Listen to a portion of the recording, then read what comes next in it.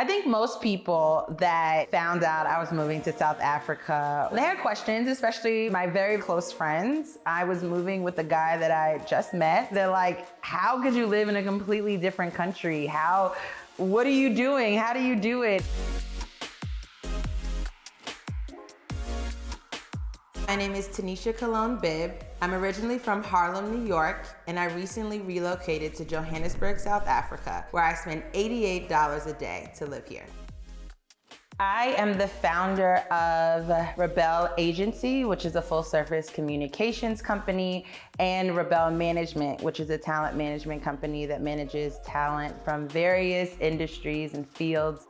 I don't necessarily consider myself a digital nomad. I like to tell people I think I'm a global citizen in the sense that New York will always be home, South Africa, Johannesburg will always be home. I just am really enjoying the freedom of being able to work from anywhere.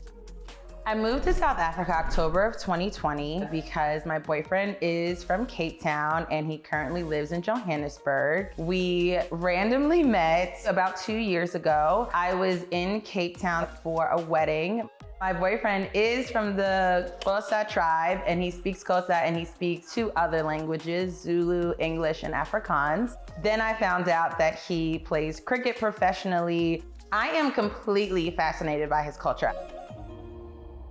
Being a Black American woman in South Africa has definitely taught me so much about how connected we are versus disconnected. You got this. Sometimes I hang around with my South African friends and I feel like I could be in New York having this exact same conversation with my Black American friends. But you know that was like a trend for a while. Remember there was like the Definitely. I think having a company and being an entrepreneur eventually was the reason why I wanted to travel more. I got to a point in late 2018 where I felt kind of stuck in New York City, emotionally, spiritually. I wanted to experience new things. And now being in a completely new space with the safety of being here with someone who knows it, I was able to really just focus on my business.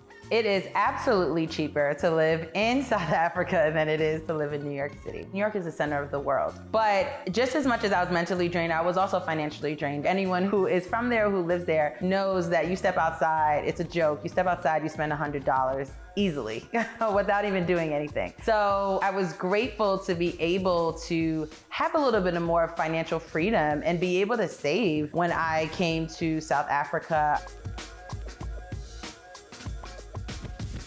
My biggest expense in South Africa right now is rent, and I made it a point to find a place that would allow me to have a home office so that that expense would then be just put into our home expense for the rent. When I first moved to South Africa, my boyfriend had 2 cars, so he was able to give me one and over the course of a weekend teach me how to drive on the other side of the road and then let me fend for myself from there. But once we sold that car, now a lot of those expenses for travel are in Bolt or Uber.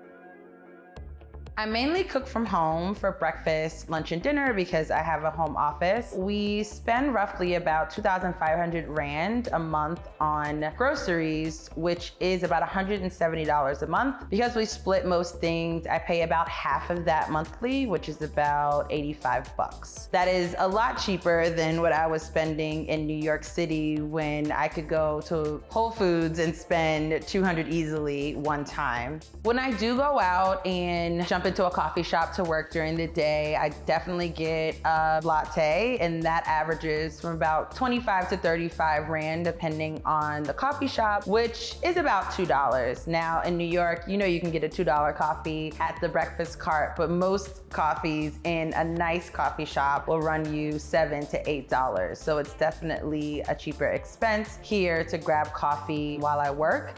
Sometimes I work for a few hours, so I'll grab lunch, and lunch is a salad or sometimes a burger and fries, depending on how I'm feeling. And that can range from 150 to 180 at the most, which is just over 10 bucks. One of the things I love about South Africa is how much people love going out to restaurants, lounges, and bars. I really do enjoy hopping around to different spaces and eating new foods and checking out different bars, different music, different DJs. When I go with my friends, I usually get the South African classic, a gin and tonic. Me, I like Tanqueray, double, please. And it's usually about 75 to 80 Rand, which is $4 to $5. Actually, I just spent a girls' weekend with my good friends. All in all, with bolts, with dinner, with drinks, we went out 3 nights, and I think I spent about $120 in total for the weekend. So that is a very expensive weekend for me. Usually I'll spend about half of that when I go out.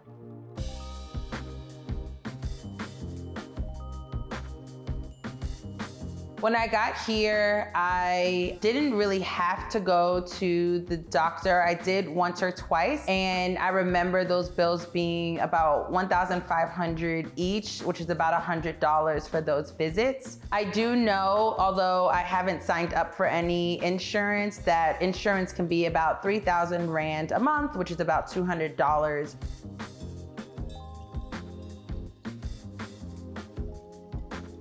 So when I first got to Johannesburg, I took about a week off before I dived back into business. A lot of my clients thought I was just going on vacation. It was definitely an adjustment period for all of us. 7 hours is a long, long time as far as time difference. I tried different things. I tried to stay up later and wake up later, waking up earlier and going to sleep earlier. I think in the year, I've definitely figured out what works for me. I wake up at 5 a.m. I work catching up on yesterday's events throughout the day, and I do my South Africa meetings with anyone that I need to speak with. And then at about 2 or 3, I start to log on to Zoom meetings with people in the States, and I do that until about 7 or 8 p.m. When I was thinking about coming here with my boyfriend, we had already talked about it. So when it happened, I just did the research very quickly and was able to come over here kind of without much issue.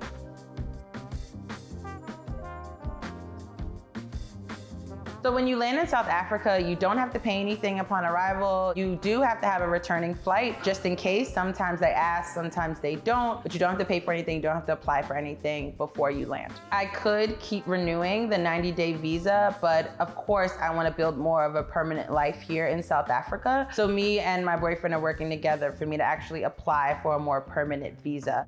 Relocating through the height of COVID wasn't as difficult as I thought it would have been. When I got to South Africa, at the time, it was way more open than New York was. And it was summertime here. And in New York, it was beginning to be fall. We were still able to go out and do things. It was just curfew was probably the biggest restriction. So right now in South Africa, we are still in a curfew from midnight to 4 a.m. I remember there was a lockdown curfew. It started at 9 p.m. when I first got here, but no more than just some frustration because I wanted to hang out. Now they're talking of a 4th wave. We don't really know. Things are up in the air.